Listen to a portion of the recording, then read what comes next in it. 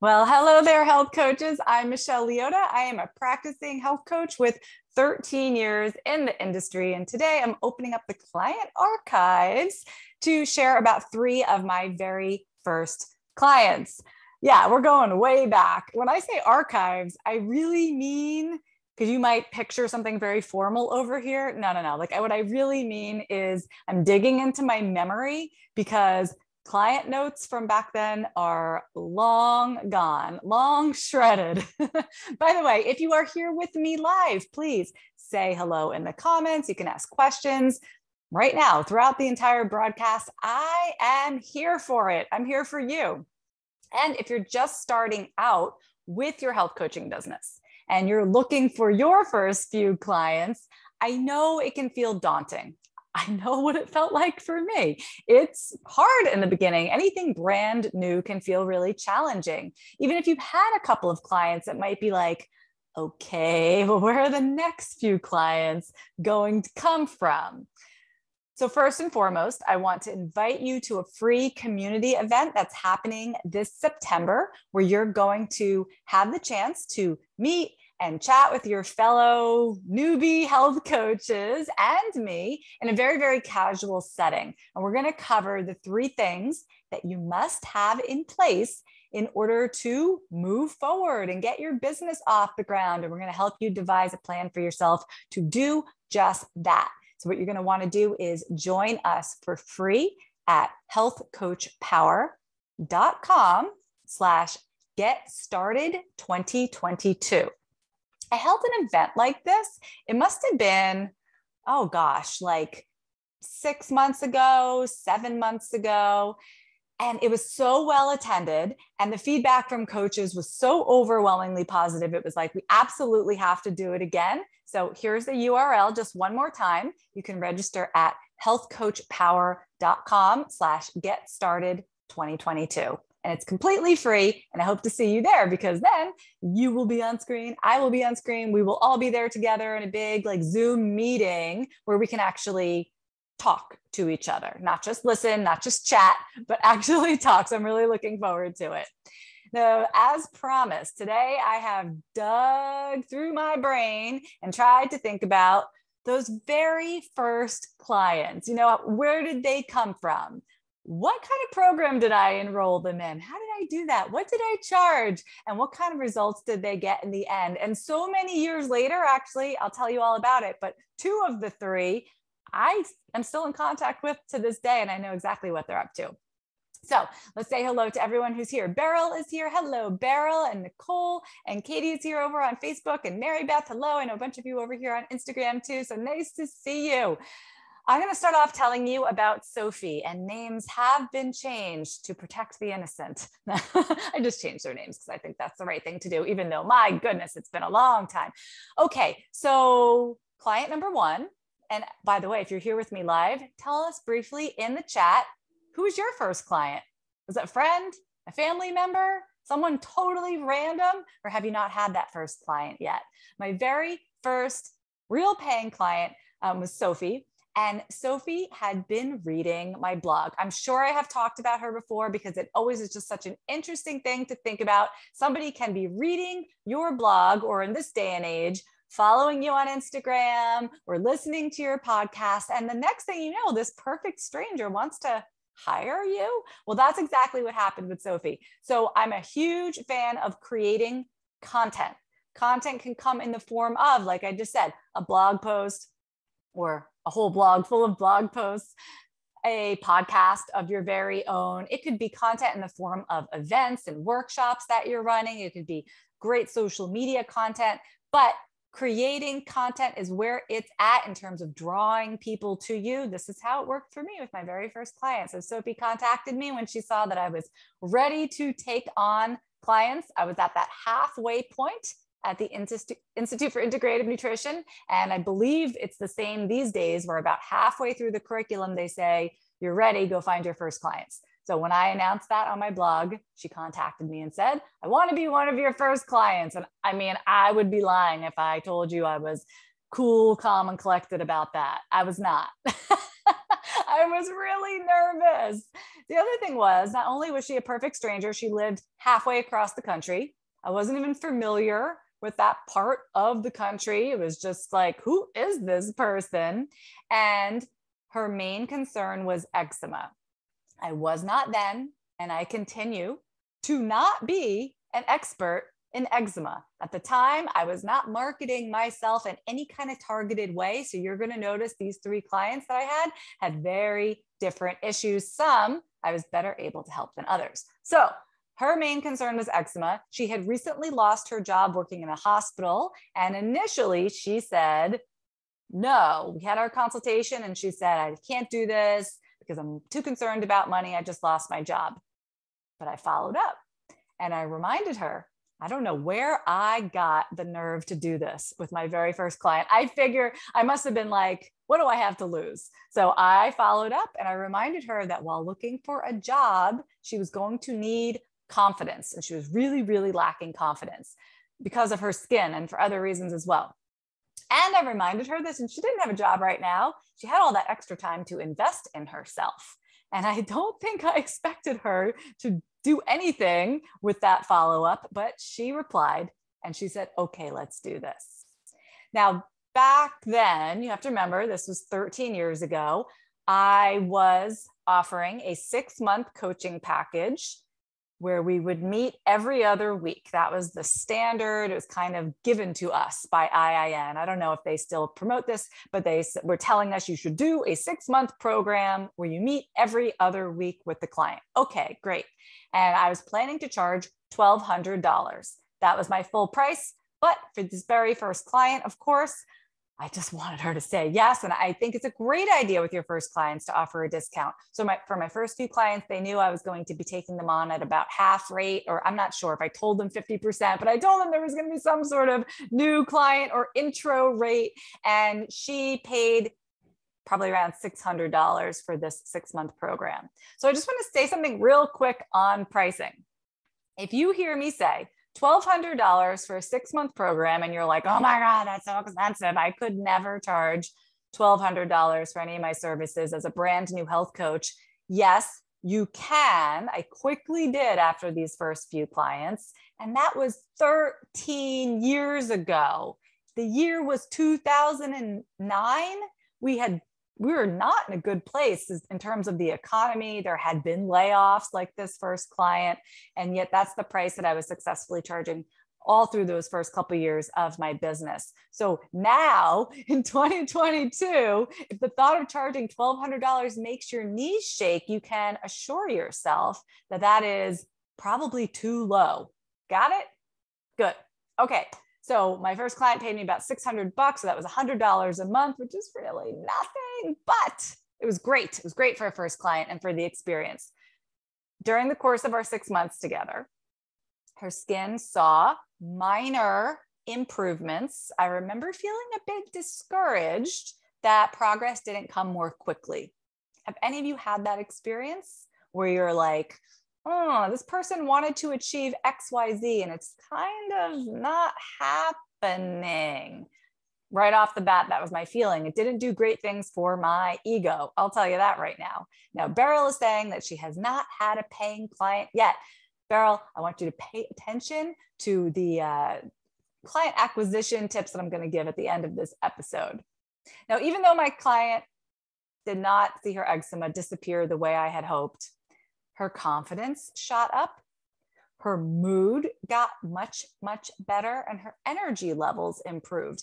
And the whole experience got her dipping her toe into this whole holistic health thing and exploring her path in life, because she hated working in the hospital. So she didn't come to me for like career advice. She didn't come to me because any other reason other than the eczema. But what I think we find in health coaching is people come to us for one reason and they get so much more. Later on, Sophie became a student at the Institute for Integrative Nutrition. This was years later. She got divorced, right? Her life changed. And now she runs her own skincare practice as an esthetician. And her skin is beautiful. So somewhere along that path, she found the secret. I wish I could say I gave it to her. It didn't, but I do know that I gave her the push that she needed down the path that she's on today. So it's very, very cool to see what she's doing now in this completely different career, running her own business and doing something that she's really super passionate about. I mean, like the whole energy about her has changed so much. I mean, it's been 13 years. People are going to change, right? But I've been able to witness it along the way. Pretty cool. Okay, moving right along. I distinctly remember Erica. Erica was my second client. She was also a blog reader. You guys, if you're not creating content and you want to be marketing yourself beyond your local area, I mean, there's a lot to be said for marketing locally and getting referrals from this practitioner and that practitioner. But if you want to have clients worldwide, which let me tell you, within my first 5 or 6 clients, I had a client in Israel. I've had clients in China. I've had clients Australia. I've had clients all over the world. I think at least 4 continents. So if you want to be running a business like that, creating online content is super important way to get there. It's a long game. You know, these people had been reading my blog for maybe a year before I started taking clients. So if you start a blog today, just know it's not going to pay off today. If you start a podcast today, it may not pay off today, but it will pay off over time. So the difference with Erica was that she actually lived in my local area. I used to live in Boston. She lived in Boston too. So we met up in person. That was scary. I was very afraid. This woman's been listening to my voice for a year. No, she wasn't listening. It wasn't a podcast. I forgot. It was a blog. She was reading my words on the page for a year. And now we were going to meet in person. So it was exciting and it was very scary, but she was lovely. We met at a cafe, and because I was feeling a little bit bold because I had signed the first client, when it came time to talk money, I told her that her program was, I think, $900. So right there on the spot, I kind of jacked up the price because I felt like I was going to get the yes. I don't necessarily recommend changing your prices on the fly, but I think it's something that a lot of us do, especially in the beginning, based on what we're feeling from a given client. So let's leave it at this. You can quote a higher price if you're feeling good, but don't discount yourself. If in that first conversation, don't automatically lower the price just because you think they might say no. Can we at least agree on that? Anyway, I quickly standardized my pricing, but for this first couple clients, it was a little bit all over the place.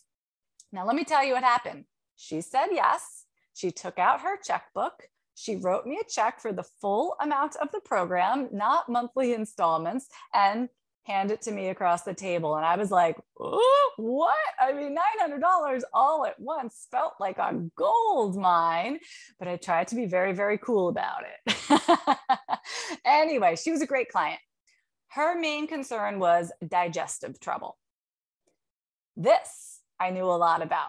And within weeks, her digestion cleared up a lot. Like, she was amazed. She's like, I can't believe it. And it was all stuff that I promise you all know how to do. I had not taken any advanced gut health course. I hadn't learned any specialty stuff. Nope. I had just gone through the curriculum at IIN. And really, I recall that all we did was have her start eating real food and got rid of the sugar and the junky stuff that, you know, maybe the things that she thought was healthy, but was not actually healthy, that kind of thing.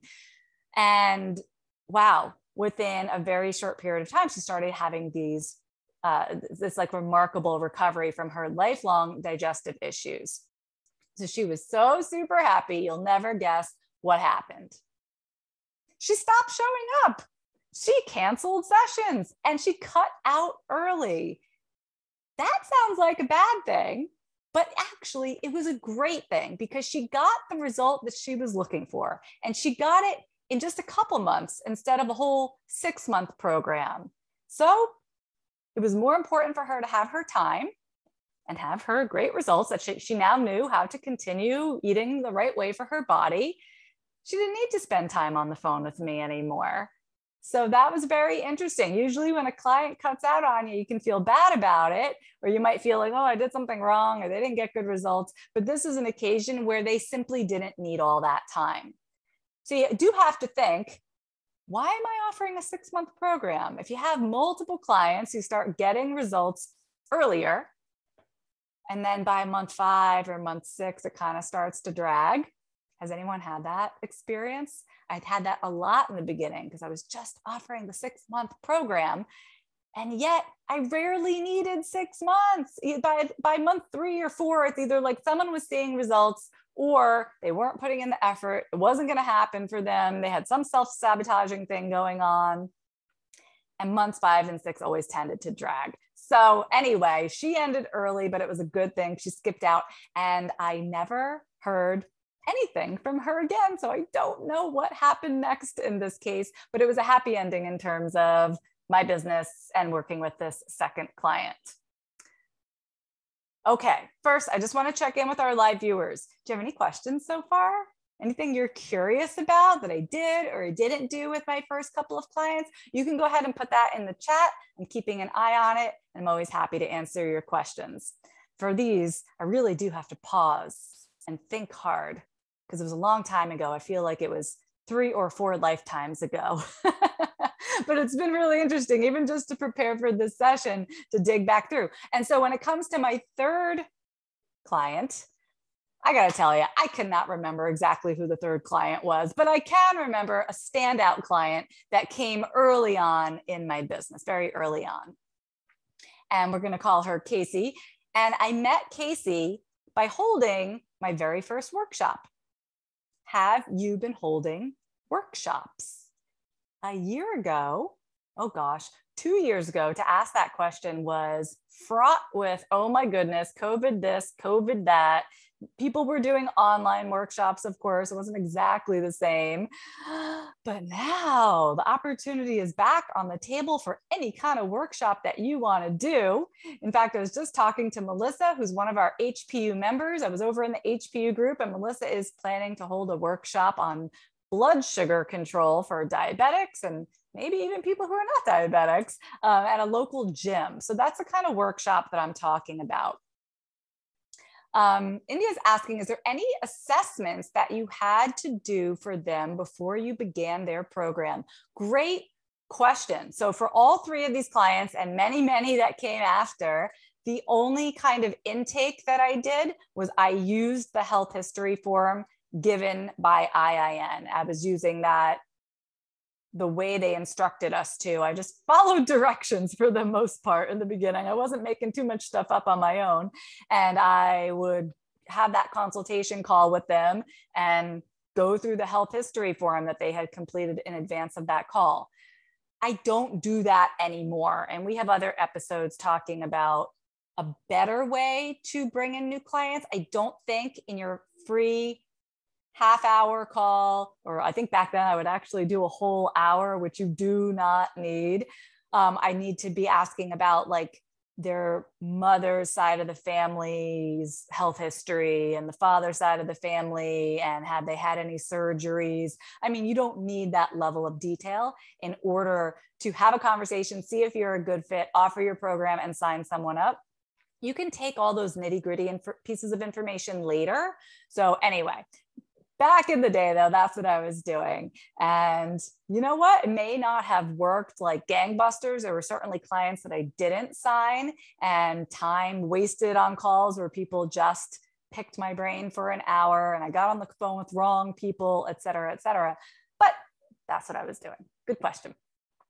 So anyway, Casey was my third client for all intents and purposes. And I met her at my first workshop. And oh my gosh, this is like a little bit embarrassing, but the first workshop I ever held, it was at the yoga studio that I was teaching at, one of the yoga studios that I was teaching at.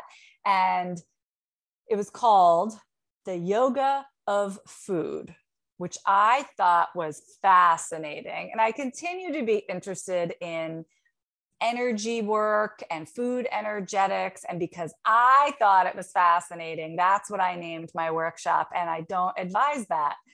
But okay, fine. I guess it appealed to those who are already at the yoga studio and somehow interested in food. That's what the workshop was. And Casey came to the workshop. She was rather quiet throughout. So it's not like somebody who seemed super interested from the get-go. But she contacted me like the next day and said that she was interested in working together. Workshops are excellent for this, you guys. I want to encourage you, set up workshops now. I'm recording this at the end of August in 2022, which means if you're listening, there's probably still time to book workshops for the rest of this year. Fall, maybe late fall, beginning, going into like November, that time of year, you can probably still book some workshops. And if not, book them for January, because it's an excellent way to turn someone from a perfect stranger into a paying client in a very short period of time. You want to meet them in person and give value during that event. And almost every time I held a workshop, it resulted in 1 or 2 paying clients. Anyway, Casey had a binge eating problem. She was slender. It wasn't a weight problem, but it was an emotional eating thing, if I recall. And I remember thinking, gosh, she's so young and she's so lonely. She was living in Boston, but she was new to Boston. She had very few friends, and she had a job where she wasn't meeting anybody or getting out, and it paid very little. So initially she was like, I do not have the money for this, when we initially, held her consultation, and I used that very long intake form that I was just joking about. So for her, I thought, like, my heart went out to this girl and I wanted to work with her so much that I offered her a very reduced rate. I don't remember what it was, but I'm thinking now that I probably went back to that $600 rate if I had initially offered $9. I don't remember, but whatever it was, I brought it down for her. It's not something I would do today, but when you're just starting out, and you need the experience, sometimes you got to do what you got to do. And she did sign on at that very reduced rate. Christina's saying, I find the initial pain point ends up leading into other things, so it fills the gaps. It's true.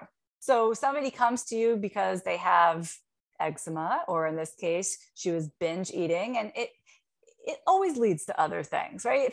It's always a bigger thing. And here's what I learned very, very quickly, especially with Casey. Health coaching, you think it's about food.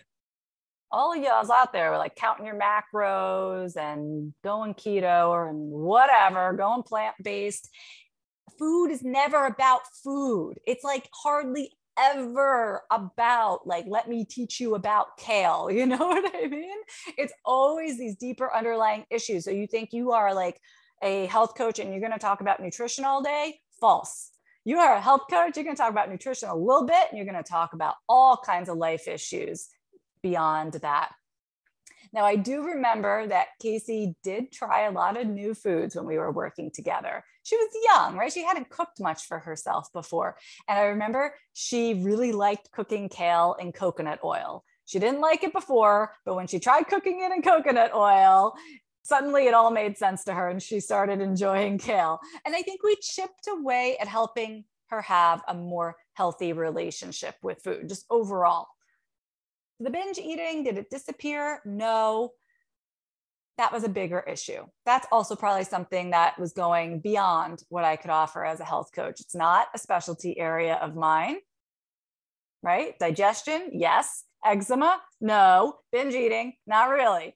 But I will tell you this, her biggest leap came when we were talking about yoga. Because if you remember, we met at the yoga studio. So we had that in common.